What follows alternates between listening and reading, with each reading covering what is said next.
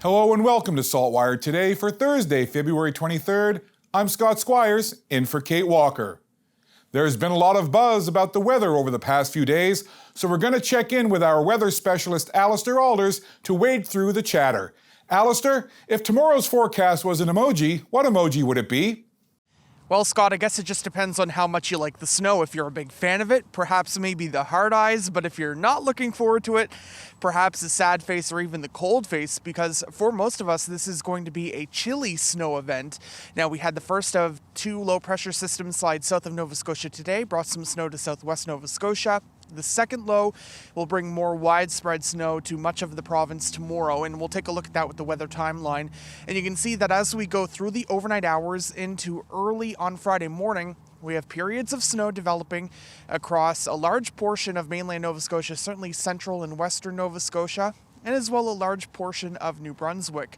As we go through the morning hours on Friday, that snow will become more widespread, and some heavier bands will also start to impact parts of Nova Scotia.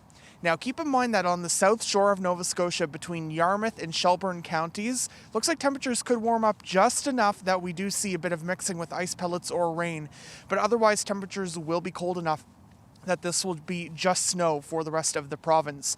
That snow will continue for Nova Scotia, much of the province, at least the mainland in the afternoon, just some flurries over Cape Breton. The snow eases to flurries across the province as we head into and through Friday evening. Now, in terms of how much snow, looks like a general 5 to 10 centimeters for most of the province, except 1 to 5 centimeters for the northeast mainland into Cape Breton. However, this is going to be a fluffier snow and it will have more chance to possibly accumulate, so I do think there will be some pockets of 10 to 15 centimeters stretching from the Annapolis Valley, Lunenburg, parts of Queens counties into the Halifax area, and possibly the potential we could see some locally higher amounts, so we'll need to keep that in mind. As we take a look at the winds, starting the day tomorrow, relatively light, but as that system strengthens and then passes off towards the east, we will see northeast and northerly winds gusting 30 to 50 kilometers per hour, except 60 to 70 directly along parts of the Atlantic coast of Nova Scotia. So as we go, especially through Friday afternoon, visibility is forecast to be quite poor across Nova Scotia. Now, generally not a significant snowfall for the province. However, travel will likely become tricky across much of the mainland if you do have any travel plans, especially tomorrow afternoon into the evening hours. As I just mentioned, visibility will be poor with winds picking up in the afternoon. So if you do have to be out tomorrow, just make sure you take care while out on the roads. Scott. Thanks, Alistair. We'll check back in with you again later in the show. Prime Minister Justin Trudeau visited Dalhousie University today and held a town hall with about 100 students from 5 Halifax area universities. The PM addressed a variety of issues with a focus on healthcare. Now, we know that our healthcare system is a huge point of pride for so many Canadians. Having public, universal health care is something that distinguishes us from our neighbors to the south, but it goes to the heart of who we are as Canadians, understanding that for any of us to succeed, all of us have to have a real and fair chance to succeed. And that principle of public health care is really important. The Prime Minister also dropped some breaking news on an agreement in principle with the 4 Atlantic provinces and Ontario, who've said, yes, we're in for these healthcare deals. Let's start negotiating the details on how many family doctors we want to add, what we're going to be investing in mental health, how we're going to move forward to get the best possible outcomes for Canadians over the coming years. So that's fresh off the press this morning, that a whole bunch of provinces are raring to go. There's lots more to do. Our Francis Campbell was there, and we'll have more on the Prime Minister's visit at saltwire.com. Friday marks the first anniversary of the Russian invasion of Ukraine. Hundreds of refugees have found sanctuary in Nova Scotia, and community groups have helped them get settled. Volunteers in the Halifax area opened up the Ukrainian store last year to collect donations for the refugees who left their home country with just a bag or two. But the store is about to be lost. A property owner who donated commercial space for the store has found a tenant, and the community group has to leave. Founder of the group, Rick Langell, said Nova Scotians and Ukrainians alike are saddened by the news and stated the need is now greater than ever. The Ukrainian-Canadian Congress, Nova Scotia branch, is organizing a vigil at Grand Parade at 5:30 p.m. tomorrow called 365 Days of Resistance Candlelight Vigil in solidarity with Ukraine. Our Jen Taplin has more at saltwire.com. Researchers have found that genetic markers can be used to predict the risk of severe mental illness. Saltwire Network's John McPhee spoke to one of the doctors about the research and some of their findings. The surprise was that the polygenic scores for something called neuroticism, which is like a collection of very minor and common symptoms, actually added prediction that we couldn't get from the family history. It helped us predict the risk and resilience better than even knowing the full family history for a person. And this is where the finding is new. You'll find John McPhee's full story on the groundbreaking research at saltwire.com.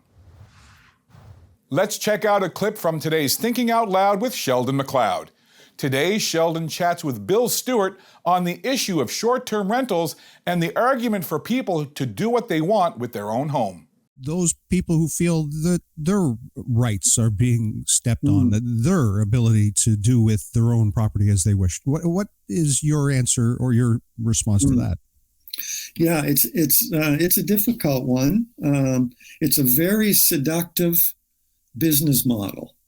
The idea that you can, open up your house and perhaps have people come in and stay, and if it all goes well, it's a very interesting model and a very seductive one. In fact, you don't have to manage it. We do have some laws and bylaws that other tourist accommodation have to comply with as well. And we've made some decisions publicly in our region about what kind of businesses can operate in our residential areas and around the community. So no, we don't permit hotels to operate in our residential areas.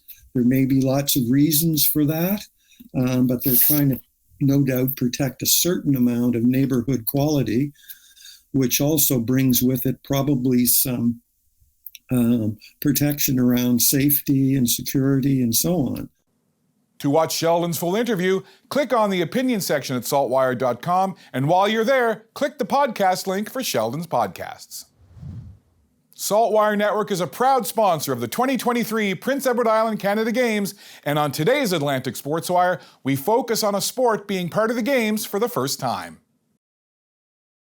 It's been a long time coming, but karate is now part of the Canada Games after making its debut in Prince Edward Island this week. For those of us in Canada, it's very unique to have a multi-sport games like Canada Games. It's one of the few countries, maybe the only country, that has something similar. So for us to be in such an important event is a fantastic experience. We've been working towards the Games since 2011. It's a personal project that I headed, and of course, we had help doing it for sure, but to finally actually be here when so many sports are hoping to be in the Games. There's only so many spots, so for us, it's fantastic. Vokey said there are many benefits from being able to be part of a Canada Games. Oh, it's a huge benefit. So number one, in many ways, it's the exposure of the sport to many people who aren't as familiar with karate. It's to give a broader exposure for everyone. Nova Scotia's Evan Peddle, who won a silver medal on February 21st, talks about what it means for karate athletes to be at the Canada Games. It's cool to get a lot of recognition, I guess. We go to national and world Pan Ams and those kind of events, but it doesn't get as much recognition. And now it's a sport. At the Canada Games, people are recognizing it for what it is. So I think it's cool, and it's come full circle. Vokey describes karate as a dynamic sport. So, every sport is a little bit different. So karate is a contest where you can score with your hands or your feet. But there's also a combination of takedowns and throws, and that can be done. There is contact in karate. This is the 16, 17-year-old division. So you can have some moderate contact to the body. They wear a little bit of body armor. They wear gloves. Contact to the head has to be strictly controlled, or else it's worn. Approximately 70 athletes took part in the karate events at this year's Canada Winter Games. That is a number Craig Vokey is excited to see grow in the future. In Summerside, Prince Edward Island, I'm Jason Simmons for the Saltwire Network. Now to see what's coming up in the forecast, we're going to check in once again with our weather specialist, Alistair Alders. Alistair? Thanks, Scott. Well, we are bracing for that snow here in Halifax tomorrow. We were also expecting some flurries and a bit of light snow here today. Hard to tell on the camera, but some very light flurries in the Halifax area this afternoon.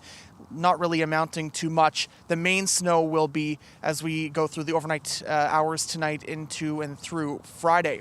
So this evening it will be cloudy and periods of snow develop overnight tonight. We'll see the temperature this evening near -10 and waking up near -9 on Friday morning.